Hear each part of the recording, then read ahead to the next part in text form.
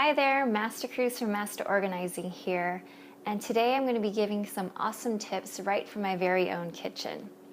So let's start from the top, work to the bottom. From the top, we have this empty space, and what we decided to do was to actually make it more decorative instead of putting, kitchen appliances and just having boxes up there. We really wanted it more aesthetically pleasing. So we had purchased these round baskets from Michael's, or you could probably get them at any craft store, and we've housed extra like party supplies, light bulbs, anything that could be stored up there. We put in these baskets, and we actually decorated it with surrounding wine bottles of our favorite wine. Now moving on to the actual cabinets here, the upper cabinets. What you want to think about with your cabinets is, even though they're enclosed, what would you like your cabinets to look like if you had no doors on them? So that's what you want to think about when you're starting to put things in place in your kitchen. And generally, things on the top are harder to reach, so you want to put things there that you rarely use. So let's take a closer look into the cabinets. Right, so these other two cabinets are the most commonly used cabinets of the upper cabinetry. So let's take a look at that. So on this side, we've actually decided to store our bowls and plates and cups. I would really recommend, having a tier product like this from Bed Bath & Beyond, because again, it helps with vertical space, and you don't have to pull things from underneath each other to grab a plate or a bowl. And another general rule, you want to kind of categorize everything by type. So we have all glass cups in one side, and then our ceramic cups for coffee, and then of course my son's sippy cups right here, and actually our wine glasses are back there. So that's how we've organized this commonly used cabinet. Now in this cabinet, we house our spices and oils, and one cool thing you could do is actually put family recipes. These recipes are actually from my mom and from my culture, so I've pinned them here. You can even actually paint on the inside of your cabinets if you want. Just a reminder of where you came from, and just one of your favorite dishes you can post here, or you can even put a recipe that in a frame and display it right here on the countertop. But going into the cabinet here, we kind of rarely bake. We actually cook a lot of more savory foods with herbs and that sort of thing.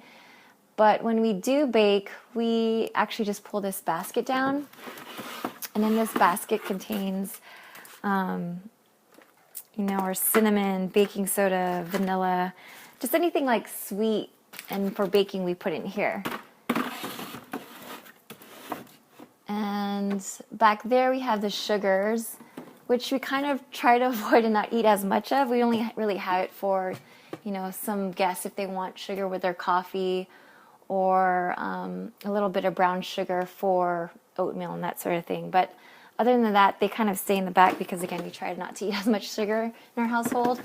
But we do have our, again, herbs and seasonings. We have our, mineral salts, parsley flakes, oregano leaves. And one cool product to use is actually the staircase product. I'm sure you can get at Bed Bath & Beyond, Container Store, Target, Walmart. And what's cool about it is that you can actually see, what seasonings you have, because it's staired and staggered that way. You definitely want to have the seasonings that you use most often in the front, and again, the things you use the least of in the back. So that's this cabinet. Now let's take a look at the cabinetry underneath. So here we've housed our forks, spoons, serving spoons, butter knives, smaller utensils in this shallower drawer, in a pretty standard, silverware divider. So that's how we've housed that. Let's take a look in the second drawer.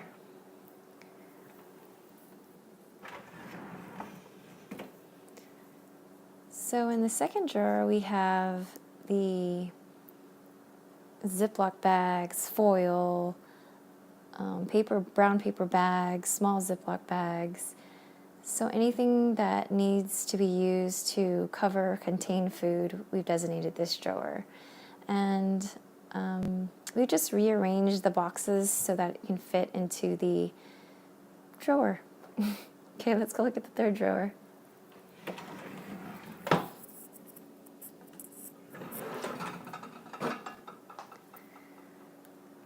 So in the very last drawer, we have our Tupperware. We have both glass and plastic, and basically we've used the bigger Tupperware container to hold all the lids, and all the green lids that you see here are actually for the glass, so they're closer to the glass containers.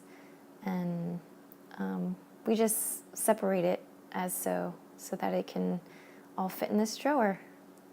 Let's take a look at the other drawers. All right, so let's take a look at what's on this side of the kitchen. Bam, surprise, I actually have a miscellaneous junk drawer, but what I do is I divide the miscellaneous things with this divider. I believe you can get it at IKEA or a Container Store. And the cool thing about this divider is that it shifts to fit, the width of your drawer here. And within the divider, I've, categorized things. These are lollipops for my son. And we have kid locking devices here for the cabinets.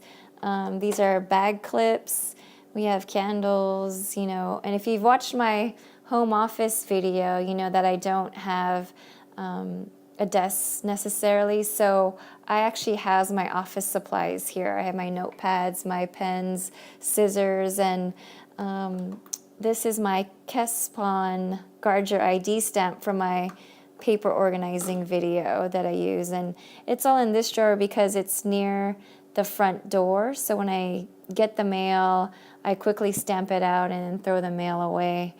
And that's what you do for a junk drawer. You just gotta categorize it and divide it and make sure it's contained. And a real quick note, since we're near the dishwasher, you want to possibly purchase a magnet like this so that you know if the dishes are clean or dirty. It's a good way, if you have a half-filled dishwasher, to let other members know in your family, that the dishes aren't clean. All right, so just remember, when you're organizing your kitchen cabinets and drawers, how would you want those spaces to look if they were fully exposed, like if you didn't have any doors over your cabinets? That will help guide you of where to place things and how to organize it along the way. So, what organizing tips are you going to use today in your kitchen? Let me know in the comments below. And if you liked this video, subscribe to Master Organizing. And if you want even more great organizing tips, join the Master Organizing Network. Thank you for watching, and I'll catch you next time. Bye!